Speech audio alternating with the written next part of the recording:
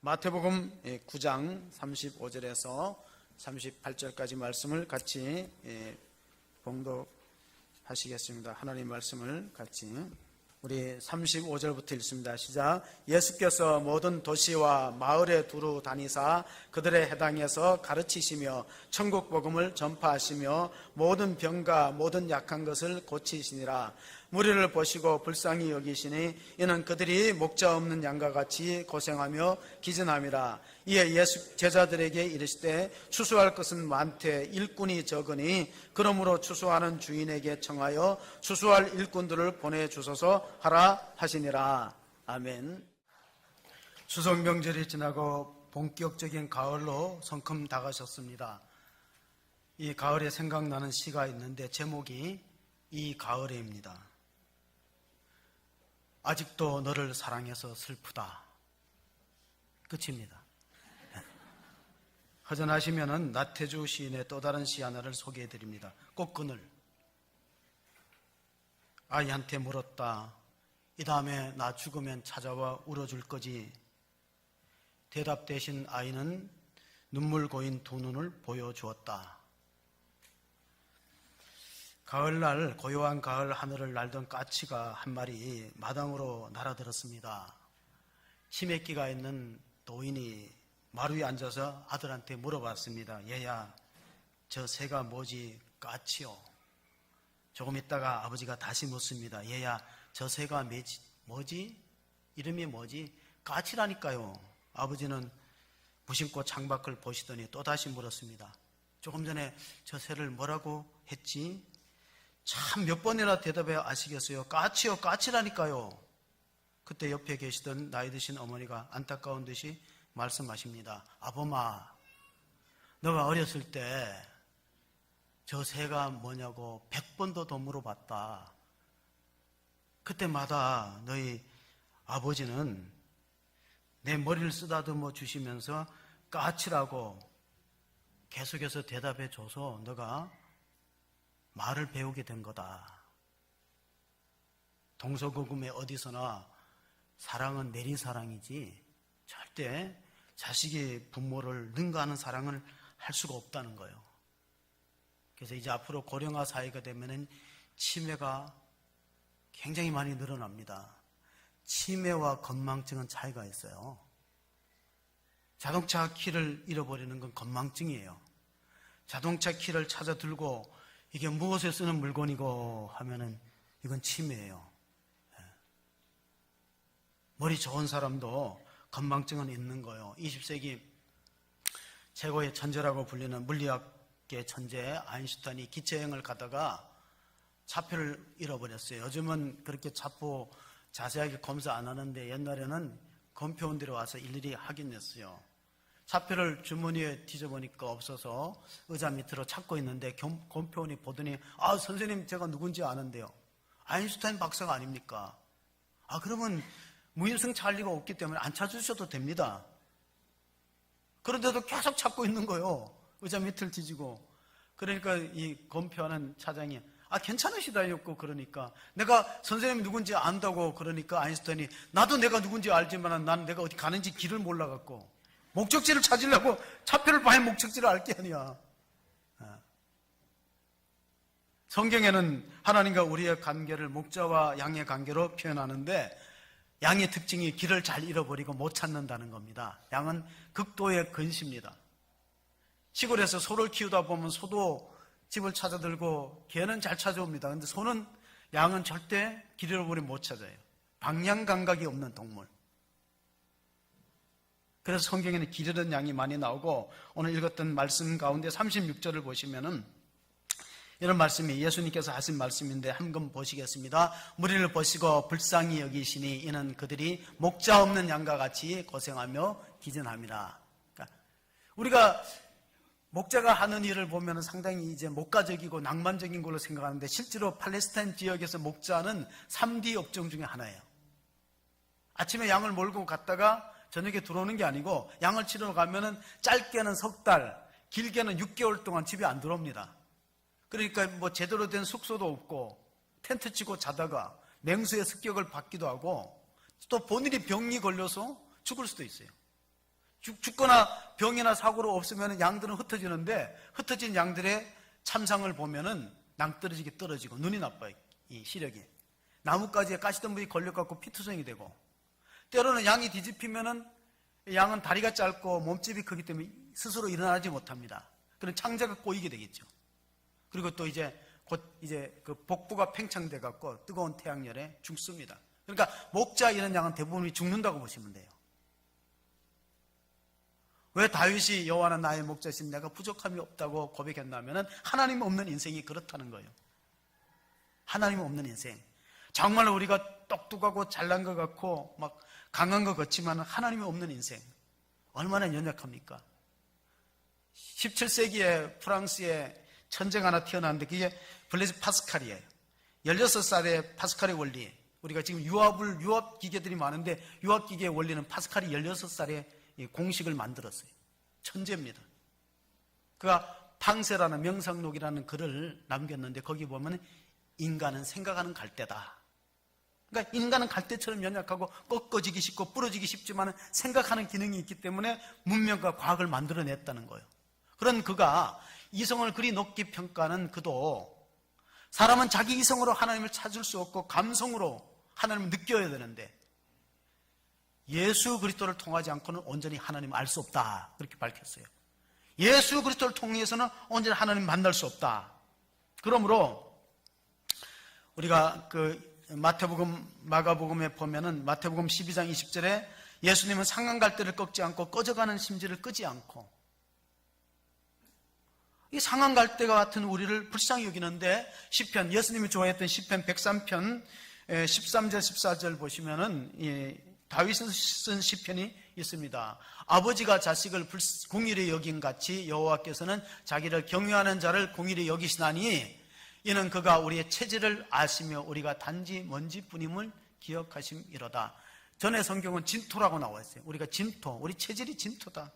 그래서 이 먼지 같고 정말로 부서지기 쉬운 갈대 같은 우리를 위해서 메시아를 보내주시고 목자장 되시는 예수님이 오셔서 3년 동안 공생애 동안 가르치고 또 병을 고치시고 이런 사역을 하셨습니다.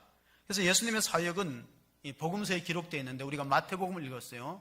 마가복음 있고 누가복음 있고 요한복음이 있어요. 그 대상이 다르다는 거예요. 어떻게 다르냐면 마태복음 유대인을 대상으로 썼기 때문에 아브라함과 다윗의 자손 예수 그리스도의 계보다 1장 1절에 그렇게 나와요. 아브라함과 다윗을 얘기해야 유대인들하고 통하는 거예요. 소통이 되는 거예요. 근데 마가복음은 로마인을 그 당시에 이스라엘 지배했던 로마인을 대상으로 쓰여졌어요. 짧습니다. 마가복음은 16장. 그리고 누가복음은 그 당시에 문화를 지배했던 헬라, 그리스, 아테네 올림픽도 만들고 헬레니즘의 찬란한 문화를 만들었던 사람들을 대상으로 쓰여진 것이 누가복음이에요. 그리고 요한복음은 전 인류를 오고 오는 세대, 인종을 초월해서 쓴 것이 바로 이 요한복음입니다. 그래서 예수님이 공생애 3년 동안 하신 것이 사복음서에 기록되는데 그건 두 가지로 크게 나눌 수 있어요. 말씀과 사역이다. 말씀, 워드와 워크. 이거예요. 두 가지. 말씀과 사역. 예수님이 하신 말씀과 그분이 행하신 행적들을, 일하신 것들을 적어 놨는데 그러면 이 3년 동안 말씀과 사역의 핵심이 뭐냐? 그것이 세 가지가 오늘 본문이 시작되는 35절에 기록되어 있는데 한번 같이 보시겠습니다. 35절. 예수께서 모든 도시와 마을에 두루 다니사 그들의 해당에서 가르치시며 천국 복음을 전파하시며 모든 병과 모든 약한 것을 고치시니라. 이것을 가리켜서 그리스도의 삼중 사역이라고 그래요. 예수님이 하신 것은 3년 동안 하신 것은 세 가지 일에 집중했어요. 하나는 가르치는 teaching ministry, 두 번째로는 복음을 전파하는 preaching ministry, 그리고 세 번째는 병과 약한 것을 고치시는 힐링. 요즘 힐링이란 치유라는 말 많이 쓰시죠. 그럼 예수님이 3년 동안 세 가지 일에 집중하시고 하나님 일을 하셨어요. 마태복음 4장 23절에 보면 동일한 본문이 비슷한 게 나옵니다. 9장 35절하고 비슷해요. 한번 같이 보시겠습니다. 예수께서 온 갈릴리에 두루 다니사 그들의 해당에서 가르치시며 천국 복음을 전파하시며 백성 중에 모든 병과 모든 약한 것을 고치시나니. 그러므로 마태복음 4장 23절하고 오늘 본문이 시작되는 9장 35절 사이에 모든 내용들은 그 모든 내용들이 이 세 가지에 집중되어 있는 거예요. 예수님이 하셨던 이 세 가지 치유. 그래서 우리는 예수님이 우리의 육신의 병만 고치는 게 아니라 영과 혼, 전인적인 치유를 하셨다 하는 사실을 발견하게 됩니다. 삼국지를 읽어보면 그 당시에 가장 명의가 화타예요. 화타는 그때 이미 아마 마취제가 없던 시절에 수술을 했어요. 삼국지 읽어보면. 그리고 거기에 복음다는 의사가 춘추전국시대 편작이라는 의사입니다. 편작을 황제가 불렀어요. 보아하니까 너희 집안은 삼형제가 다 의사라는데 그 중에 누가 최고의 명의냐? 그럴 때 편작이 자기는 막내고 자기 위의 형은 얼마나 훌륭한 의사냐면은 병이 깊어지기 전에 그냥 약을 주고 고쳐준다는 거예요. 그렇게 사람들이 고마움을 모른대요. 병이 깊어지기 전에 고쳐줬기 때문에. 그럼 자기 큰형은 뭐냐? 자기 큰형은 병이 생기기 전에 앞으로 병을 예측하고 처방을 해준다는 거예요. 그래서 사람들이 믿지 않고 뭐 이런 의사가 있냐고 가버리고 앞으로 당신이 이런 병에 걸릴 거니까 주의하라고 하니까 고마움을 모른다는 거예요. 그런데 자기 편작은 왜 유명해졌냐면 자기는 이미 병이 깊어졌을 때 약 주고 수술해서 고치니까 자기를 훌륭한 의사라고 하는데 실제로 알고 보면은 우리 위에 형들이 훨씬 뛰어났다는 거예요. 그런 걸 뭐라고 부르냐면 요즘 예방의학이라고 불러요. 예방의학. 예방의학은 처방하는 것보다 훨씬 비용이 저렴합니다. 시간과 비용이. 기도도 두 가지가 있어요. 예방기도와 처방기도가 있습니다. 문제가 생겨서 오 주여 도와주십시오 하는 것은 처방이죠. 문제가 생기기 전에 하나님 앞에 우리 중심이 온전하게 바른 관계를 형성하는 신실한 성도가 되시기를 바랍니다. 미래에 일어날 일을 모르니까 불안하니까 요즘에 많이 유행되는 게 뭐냐면 점이에요. 사주. 제가 조금만 나가보니까 뭐 사람들이 많이 모이는 곳에는 사주 카페, 타로점 보셨죠? 점을 많이 봐요. 점을 많이 본다는 건 뭐냐면 미래가 불확실하고 불안하다는 거예요. 젊은이들이 또 사주 카페를 찾기도 해요. 송나라 때, 중국의 송나라 때 법문공이라는 젊은이가 그 당시에 가장 유명한 점쟁이를 찾아갔어요. 관상쟁이죠. 근데 관상쟁이는 얼마나 유명한 역술가냐면요. 샘문으로 사람이 딱 들어오는 걸 봐갖고 이 사람의 장래에 앞으로 벼슬 할 관상이 있으면요. 나가서 마중을 해요. 아이고, 정중하게. 근데 만약에 저 사람 관상이 아주 높은 관직에 오르지 못할 관상 같으면은 방 안에 가만히 앉아 기다려요. 이 법문공이 가서 문을 열고 딱 앞으로 내가 재상은 총리죠. 우리나라 말은 총리. 재상에 오를 인물인지 봐주시오. 그러니까 자네는 꿈을 좀 깨라고.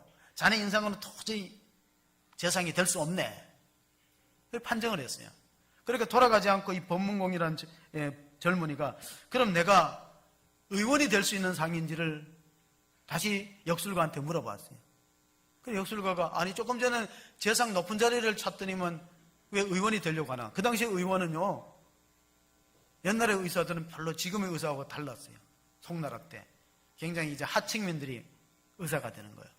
그 이렇게 신분이 낮은 걸 하려 그러니까 내가 재상이 되어서 나라의 백성들을 잘 정치하고 싶었는데 그런 관상이 못 되니까 내가 의사가 돼갖고 병들고 아프고 고통당하는 사람들의 그 아픔을 좀 덜어주고 싶다. 그런 마음을 가지고 내가 의사가 되고 싶다. 내가 정치가가 못 되면 의사가 되고 싶다 했을 때 그 역술가가 무릎을 치면서 당신은 재상이 될 수 있는 상이요 그랬어요. 근데 조금 전에 안 된다 그러다가 지금 또 된다 그러니까 그게 말이 안 맞지 않냐고 이 법문공이가 물어보니까 관상을 볼 때 관상이 있고 수상, 손금이 있어요. 그리고 족상이 있고 근데 그거보다 더 중요한 게 심상이래요. 마음의 상. 그래서 관상책에 보면 이런 마의상사라는 관상책에 보면 이런 글귀가 있어요. 관상불효 신상. 관상이 좋은 것보다 좋은 것은 몸이 튼튼한 것만 못하고 신상불효 심상, 몸이 튼튼한 것은 마음이 바른 것만 못하다. 하나님께서 사람을 뽑았을 때 다윗을 어떻게 뽑았었어요? 사무엘상 16장 7절에 사람은 외모를 보거니와 나 여호와는 중심을 보느니라. 중심. 그 마음 됨됨이를 보는 거예요. 오늘 설교 제목이 예수님의 영성인데, 예수님의 영성은 바로 예수님이 어떤 마음을 가지고 우리를, 하나님의 자녀를 대했나 하면 목자의 마음이에요. 목자. 불쌍히 여기는 마음, 공율의 마음이에요. 목자 이런 양과 같이 흩어지는 백성들을 불쌍히 여기는 마음. 그것이 바로 예수님의 영성의 핵심이고, 우리가 정말 닮아야 되는 것이 예수님의 영성이죠. 로버트 맥체인이라는 분은 인디안을 선교했는데, 우리 자녀의 최고의 재능은 공부를 잘하는 게 아니라 예수님 닮는 성품이 최고의 재능이라고 했어요. 하나님 어떤 사람을 들어 쓰시냐면요, 목자 마인드가 있는 사람을 들어 쓰셨어요. 예를 들어 볼까요? 야곱은 목자였는데 누구의 양을 쳤냐면 외삼촌 라반의 양을 쳤어요.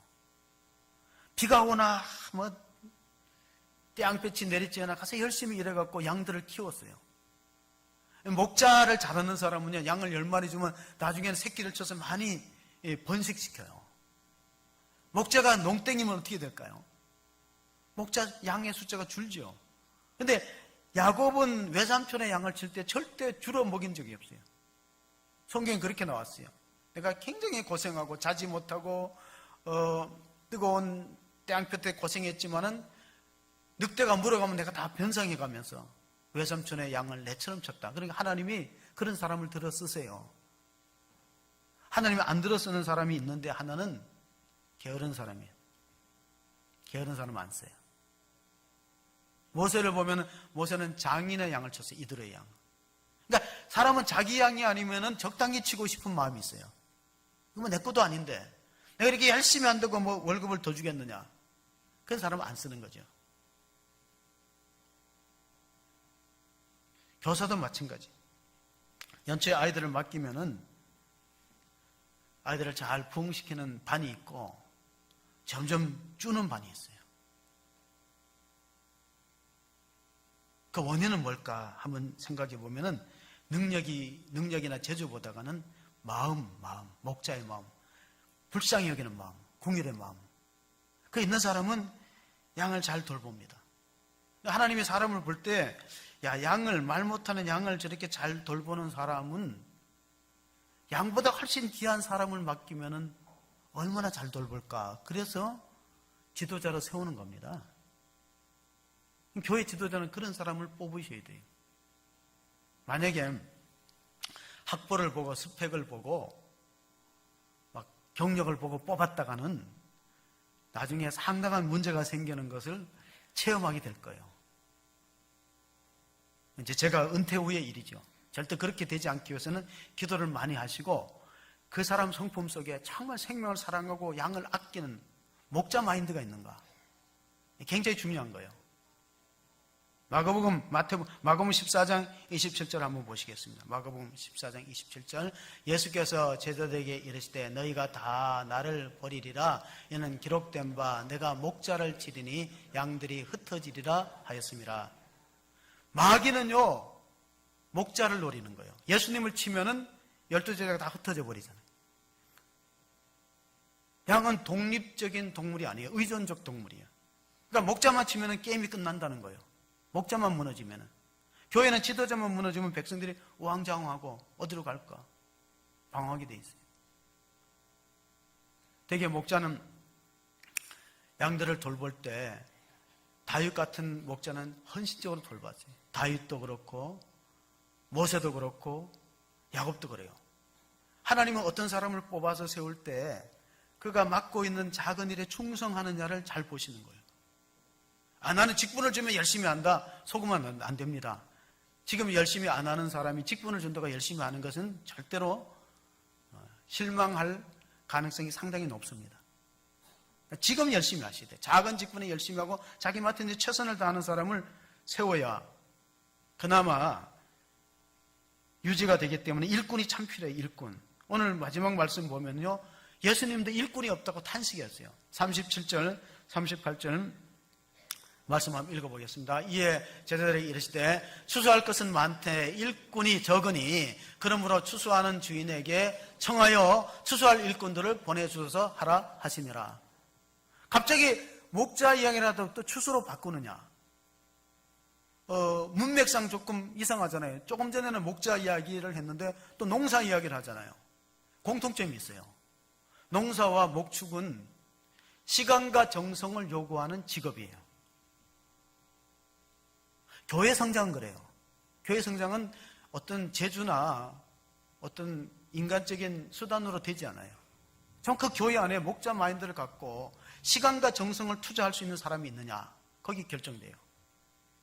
내가 어떤 프로그램이 좋거나 내 기술이 좋아갖고 영혼을 얻는 건 아니에요.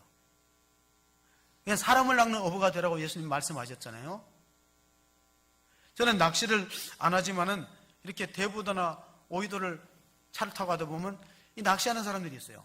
이렇게 강변에 앉아서 가만히 지켜보면요, 미동도 않고 그 낚시의 찌를 바라보면서 기다리기 때문에 보통의 인내심과 시간의 투자가 없이는요, 물고기 한 마리도 못 낚아요. 물고기 한 마리도.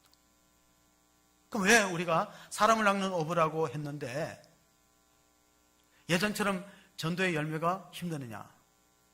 다 바빠요. 시간 투자가 어려워.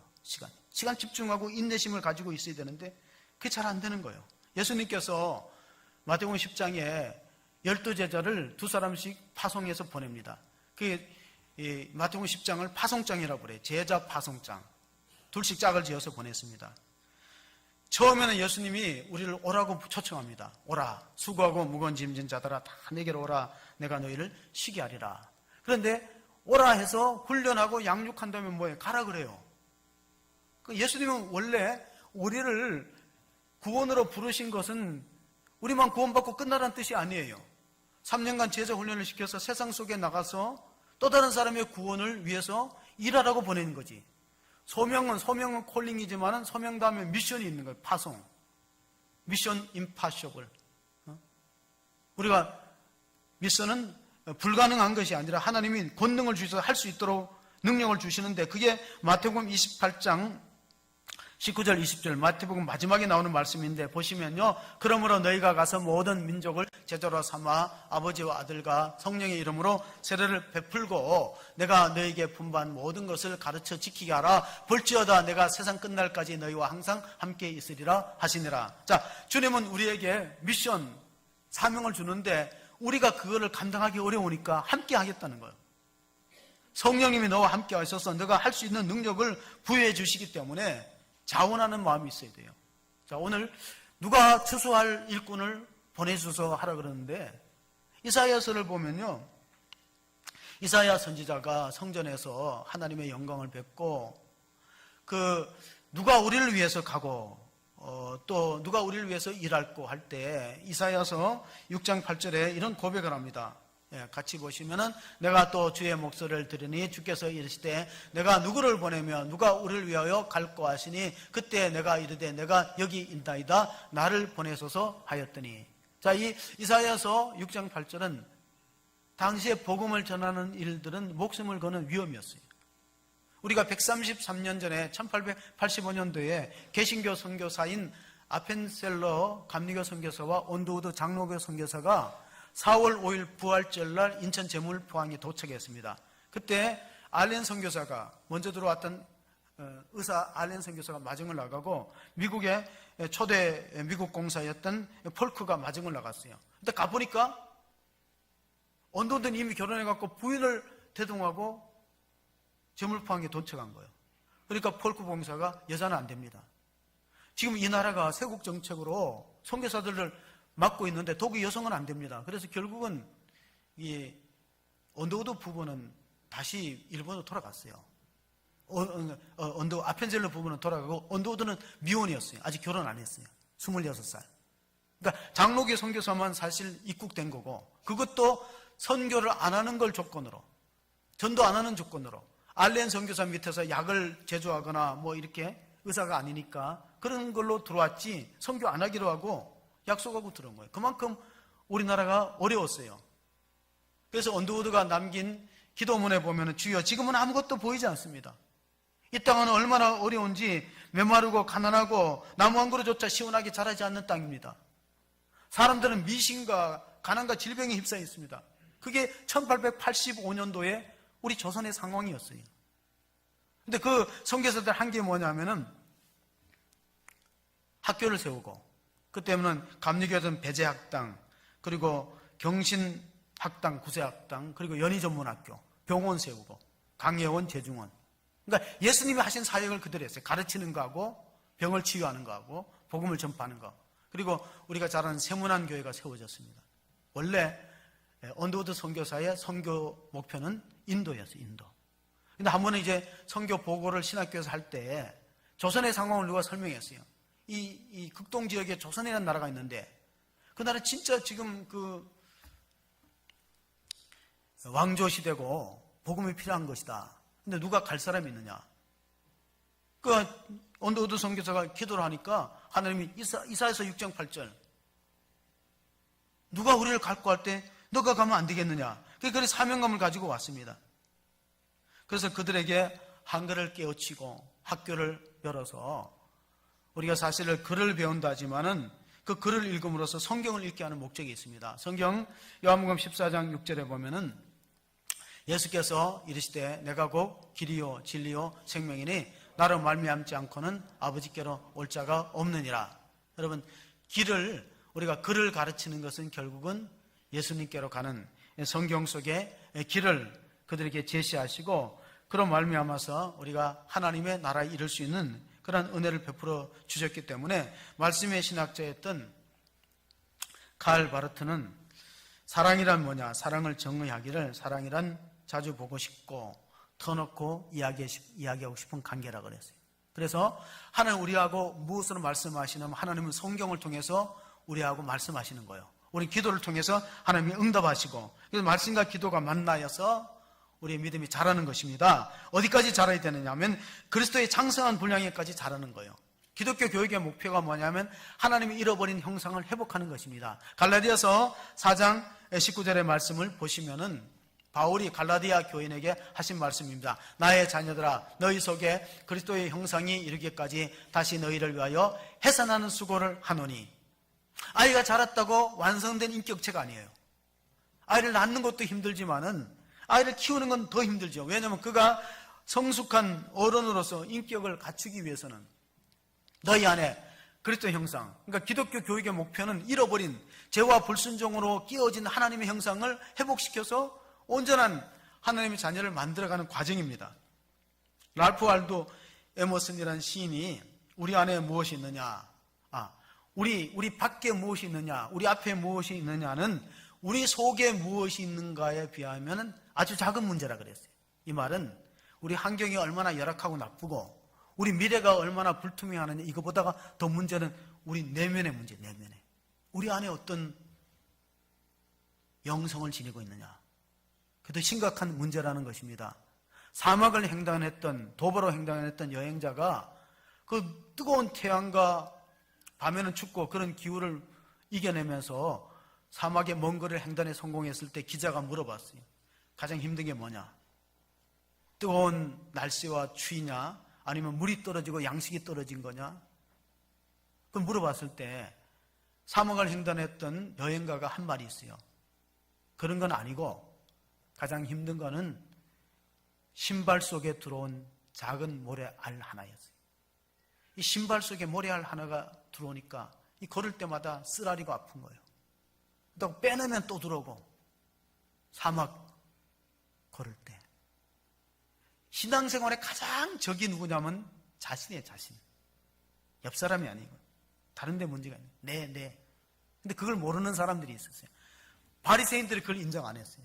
예수님이 가장 바리새인들을 책망한 것은 바리새인들은 교정이 안 되는 사람들, 자기 의와 자기 고집과 자기 경험을 하나님보다 더 앞세우고 예수님보다 앞세우고 주장이 있기 때문입니다. 모차르트가 음악을 가르칠 때 사람들이 이제 문화생을 데리고 옵니다. 모차르트 밑에서 문화생을 데리고 오면은 첫 번째 물어보는 말이 있어요. 전에 음악을 배운 적이 있습니까? 물어봐요. 전에 음악을 배운 적이 있다면은 그럼 수업료 배로 내세요. 또 다른 사람이 찾아와서 음악을 배우려고 하면 또 똑같은 질문을 합니다. 전에 음악을 배운 적이 있습니까? 아니요, 저 음악 한 번도 안 배웠는데. 그럼 수업료 절반만 내라. 그 옆에 있는 사람이, 아니 10년 동안 배운 사람한테는 왜 음악을 수강료를 배로 받고 처음 아무것도 안 배운 음악의 문외화는 절반으로 받냐 그럴 때 모차트가 한 말이에요. 차라리 아무것도 모르는 사람 가르치는 게 낫다는 거예요. 이미 어설프게 배운 사람 가르치는 게 훨씬 힘들어요. 그게 바리새인들이었어요. 좀 안다고 예수님한테 자꾸 따지는 사람들, 자기 부족을 모르고 인정 안 하는 사람, 그런 사람 가르치기 힘듭니다. 빈터에다 건물 세우는 게 쉽겠어요? 기존 세워진 건물에다가 리모델링 하는 게 쉽겠어요? 대답 안 하기로 작정하셨어요? 리모델링 안 해보셨어요? 리모델링이 더 힘들어요. 옛날에 부모들은 아이를 배우면 태교를 했잖아요. 태교. 그게 뭐야? 아이가 세상에 나오기 전까지 감각기관이 형성되고 듣고 본다는 거예요. 느낀다는 거예요. 그러니까 음악이 중요하죠. 좋은 음악을 들려주고 또 좋은 말을 하고 좋은 생각을 하는 게 아이한테 참 필요해요. 왜 태신자를 놓고 기도하자 그러냐면은, 여러분이 태신자 이름을 적고 목회자도 기도하고 성도도 기도하면요, 불신자가 느껴요. 그리고 전도하면 쉽다는 거예요. 마음이 열린다는 거예요. 그러니까 아무것도 안 하고 노력도 안 하고 수고와 정성도 없이 날로 먹으려면 안 되죠. 수사하는 사람들이, 수사 일꾼들이 얼마나 고생하고 어부는 풍랑과 싸워야 만선의 기쁨을 누리는 거 아니겠습니까? 자, 수조를 다 아름답게 지었어요. 수조에다가 바닷물을 집어넣고 아름답게 만들었어요. 그럼 물고기가 저절로 들어갑니까?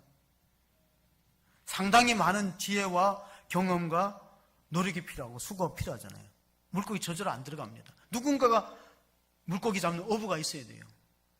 그것이 바로 주님께서 지금 우리들에게 말씀하시는 거예요. 지금은 시대가 참으로 어려워졌기 때문에 생명을 살리기 위해서는 기도와 전도 두 가지가 있어요. 양날 가진 칼.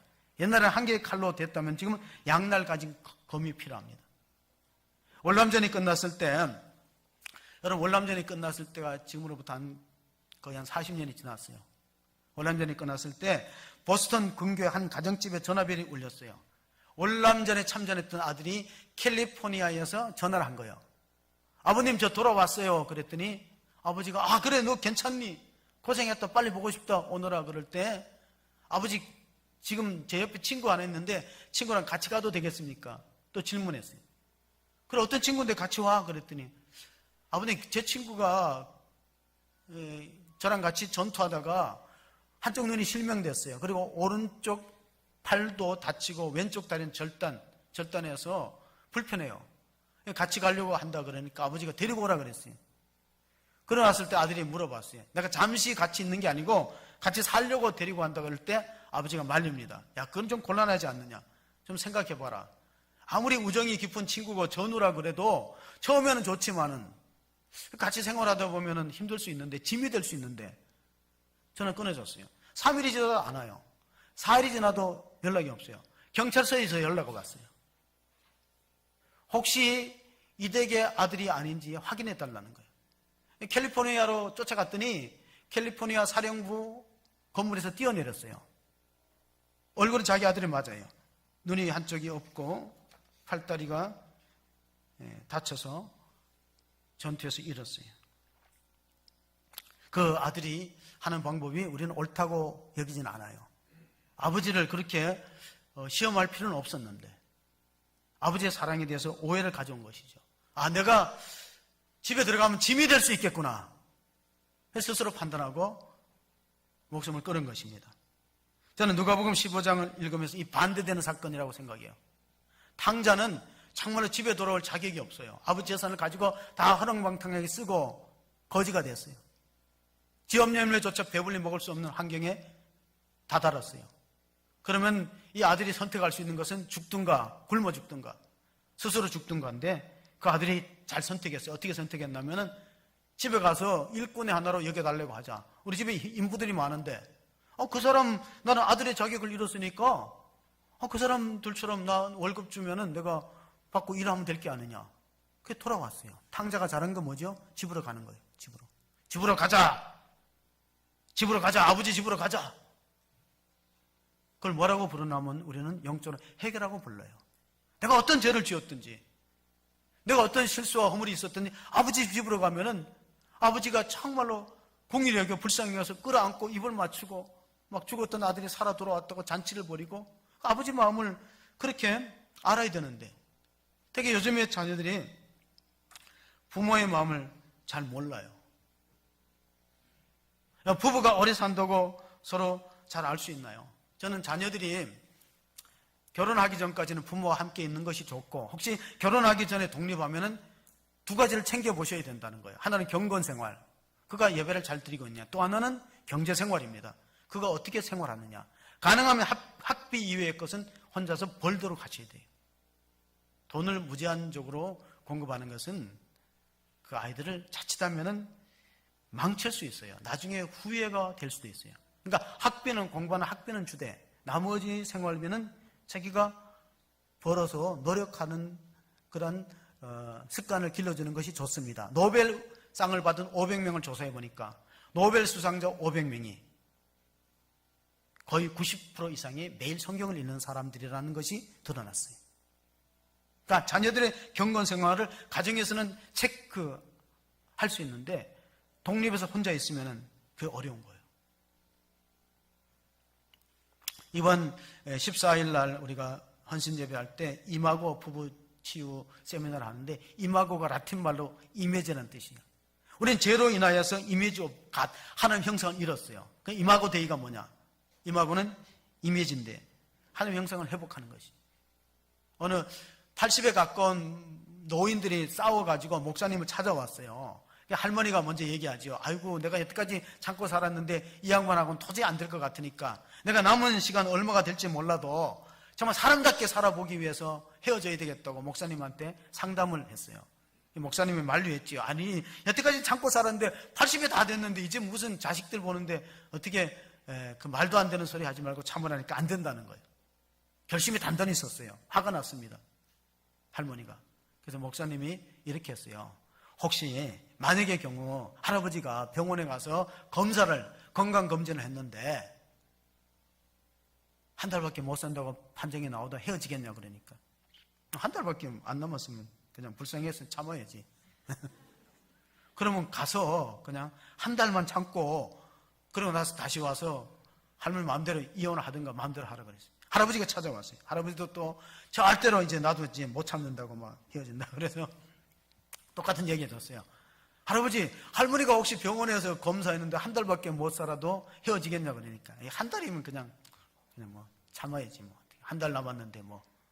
그래서 그럼 한 달 살아보고 참아보고 불쌍히 여겨보고, 그래서 이혼하겠으면 그때는 할아버지 마음대로 하시라 그랬는데 몇 년이 지나도록 헤어졌어요, 안 헤어졌어요? 안 헤어졌어요.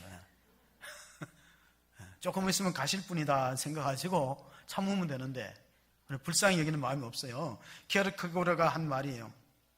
철학자 키에르케고르가 인생은 뭐냐? 절망이라는 기차를 타고 고통이라는 터널을 통과해서 죽음이라는 종착역에 이르는 과정이다. 그러니까 예수님 우리를 볼 때 어떤 존재로 보냐면 죽음의 존재로 봐요. 예수님 우리를 볼 때. 우리는 살았다고 하지만은 예수님 볼 때는 다 시한부 인생이야. 저는 이제 시한부 인생이 뭐예요? 어떤 사람은 뭐 30년 남은 사람이 있고 어떤 사람은 또 뭐 더 짧게 남은 사람도 있지만 다 하나님 보실 때는 시한부 인생이에요. 예수님께서 다시 오실 때 우리 세 가지가 건강해지기를 원한다 하고 데살로니가전서 5장 23절에 바울이 기록했는데, 평강의 하나님이 친히 너희를 온전히 거룩하게 하시고 또 너희의 온 영과 혼과 몸이 우리 주 예수 그리스도께서 강림하실 때 흠없게 보존되기를 원하노라. 이런 걸 전인적 치유라고 해요. 예수님 우리의 영혼에만 관심이 있는 게 아니라 몸에도 관심이 있어요. 건강. 그 다음에 예수님 우리 혼에도 관심이 있고, 우리가 어떻게 살아가느냐, 경제에도 관심이 있는 거예요. 우리가 생각할 때는 하나님은 우리의 전 생활을 다 간섭하지 않고 우리의 신앙생활하는 부분, 영적인 부분만 관심이 있다 생각하는데 성경 그렇지 않아요. 우리 몸이 건강하냐. 그런데 가만히 보면요, 이 순서를 가만히 보면 참 의미심장한 게, 영이 건강한 사람이 혼이 건강해요. 정신, 영이 건강해야 돼. 그리고 혼이 건강한 사람은 몸이 건강해요. 그런 말이 있어요. 그리스에서 전해지는 말이 건전한 정신에 건강한 육체가 깃든다.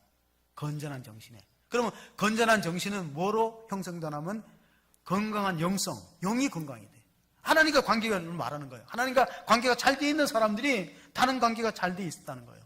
그럴 때 우리가 정말로 이 전인적으로 치유를 받기 위해서는 어떤 마음을 가져야 되느냐, 교회 안에서. 지금 우리나라가 출산 절벽이 정부에서 예상치보다 14년 빨리 왔다는 거예요. 70년대 초에 우리나라에 한 해 태어난 아기가 100만이 넘었어요. 70년대 초에. 근데 88 올림픽 때는 60만 조금 넘었는데 최근에 이제 앞으로 2년 있으면은 30만 벽이 무너집니다. 그러면 한 해 태어나는 아이가 30만이 안 된다는 거예요. 그럼 2026년도에 가면은 20만 벽도 깨져요. 그럼 0.98명. 이거 점점 줄어드는 추세에 있습니다. 교회 안에도 마찬가지예요. 그럼 어떻게 되느냐?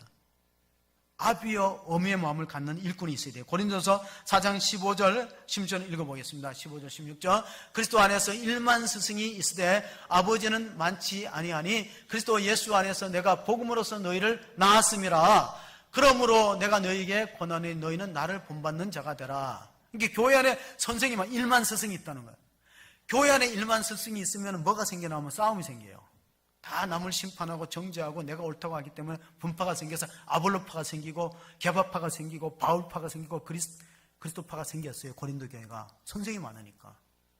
나는 선생 많은 교회는 가고 싶지 않아. 선생 많은 교회가 힘들어요. 다 똑똑한 사람들이니. 뭐가 많아야 되나? 아비와 어미가 많아야 돼요. 그러니까 가임 여성, 출산하는 여성이 많아야 되는데 지금 줄고 있어요. 어떤 분이 산부인과 와서 불임 시술을 해요, 여자분이. 그래서 의사가 물어봤어요. 남편이 허락했느냐? 그러니까 남편이 승낙했대요. 그럼 자녀들이 찬성해 줬냐니까 자녀들이 7대3으로 찬성했대. 그만 놓자고. 이런 사람은 불임 시술해도 된다는 거예요. 7대3으로 찬성했으니까. 저는 무슨 뜻인지 지금 정신이 없어가지고. 바이블 타임이 이제 10월로가 사무엘 하가 나오는데 사무엘 하에 보면요 18장에 압살롬이 죽습니다. 압살롬이 아버지 다윗을 반역하다가 전쟁터에서 죽어요. 요압의 칼에 의해서 죽을 때 압살롬이 탄식합니다. 다윗이 뭐라고 탄식했냐면 압살롬아, 내 아들 압살롬아, 너가 살고 내가 대신 죽었어야 되는데. 이게 아비의 마음이에요. 교회 안에는 아비의 마음, 어미의 마음을 가진 일꾼이 많아야지 선생이 많으면 힘들다는 거예요. 에베소 교회에 주시는 바울 사도의 서신을 보면요 에베소 4장 32절 이렇게 신앙생활하라고 일러줬어요. 같이 보십니다. 서로 친절하게 하며 불쌍히 여기며 서로 용서하기를 하나님이 그리스도 안에서 너희를 용서하신과 같이 하라. 하나님으로부터 용서받고 다른 사람을 용서하지 않는 사람은 천국 가는 다리를 끊어놓은 사람이라고. 잘 생각해 보세요. 내가 하나님의 공의와 용서를 입었다면 나도 또한 다른 사람을 그렇게 대해야 되는데, 이것이 바로 건강한 교회 모습입니다. 부흥하는 교회는 목회자는 성도를 불쌍히 여기고 성도는 목회자를 안쓰럽게 여기고, 목회자는 그래도 나름대로 부흥을 해보려고 애를 쓰고 있는 거예요. 시다교회는 이렇게 가르쳐요. 설교 1분 설교에 1시간 투자하라고 가르쳐요. 근데 생각해보세요. 현실적으로 설교 1분에 1시간 투자하는 게 현실적으로 참 쉽지 않다는 거예요. 그럼 30분 설교하려면 30분 준비하고 투자하라는 거예요. 근데 뭐 설교가 한 번만 있는 것도 아니잖아요. 쉽지 않다는 거예요. 고린도후서 11장 28절에 29절에 보면은 바울이 그렇게 고생하고 선교하면서도 마지막은 뭐냐면 교회를 염려하고 걱정하고 성도를 염려하고 걱정하는 거예요. 누가 약하면 내가 약하지 아니하고 누가 실족하면 내가 애타지 아니하냐. 그 바울의 심정을 보시면은 애쓴다는 게 영생. 예수님의 영생은 애쓰는 거예요. 누가복음 22장 44절에 보면 예수께서 힘쓰고 애써 더욱 간절히 기도하시니 땀이 땀방울에 떨어지는 핏방울 같더라는 말씀은, 이 동물 가운데 모성애가 아주 강한 동물이 있어요. 원숭이라든가 이런 동물은 자기 새끼가 위험에 처하거나 죽게 되면요 창자가 토막난대. 단장의 슬픔. 너무 애를 써갖고 내장 기관에 그 미세혈관이 터져버린다는, 그 피를 쏟으면서 죽는 거예요. 그러니까 그런 마음이 있는 사람, 그게 바로 제대로 된 목자이기 때문에 이사야서를 보면요 이사야서의 49장 15절에 이런 말씀이 있습니다. 여인이 어찌 그 젖먹는 자식을 잊겠으며 자기 태에서 난 아들을 공일히 여기지 않겠느냐. 그들은 혹시 잊을지라도 나는 너를 잊지 아니할 것이다. 이게 하나님이 이스라엘 백성들이 범죄하고 바벨론에게 짓밟혀서 나라를 잃고 처참한 상황이 됐을 때 회복의 메시지예요. 하나님 회복시켜주겠다. 내가 어떻게 자식을 외면하겠느냐. 그러므로 우리는 마지막 절을 읽어보겠습니다. 에베소서 2장 4절 5절 끝으로 읽으면은 우리가 하나님을 알지 못할 때 공일에 풍성하신 하나님이 우리를 사랑하신 그 큰 사랑을 인하여 허물로 죽은 우리를 그리스도께와 함께 살리셨고 너희가 은혜로 구원을 받은 것이라. 하나님의 공률하심을 있고 하나님의 공일이 아니면은 우리가 심판받아서 멸망할 수밖에 없지만 하나님의 공률은 심판을 이기고 자랑한다. 야고보서의 말씀처럼 우리 하나님의 공일하심을 바라보면서 우리가 하나님의 은혜의 보좌 앞에 우리의 공일하심을 베풀어 주신 주님 앞에 우리가 함께 담대히 믿음으로 나가는 복된 성도가 되시기를 주의 이름으로 축원합니다. 아멘. 하나님 아버지, 오늘 예수님의 공생의 사역은 우리의 병과 약한 것을 고치고 하나님 말씀을 가르치고 천국 복음을 전파하셨습니다. 우리 또한 하나님의 교회가 건강하게 세워지기 위해서는 전도와 양육과 또 훈련을 통해서 또 하나님 예배를 통해서 하나님 앞에 영광 돌리는 신실한 믿음의 일꾼이 늘어나게 하시고 아비와 어미와 목자의 심령을 갖고 있는 우리 모든 하나님 중직자들과 재직과 평신도가 될 수 있도록 축복하여 주시옵소서.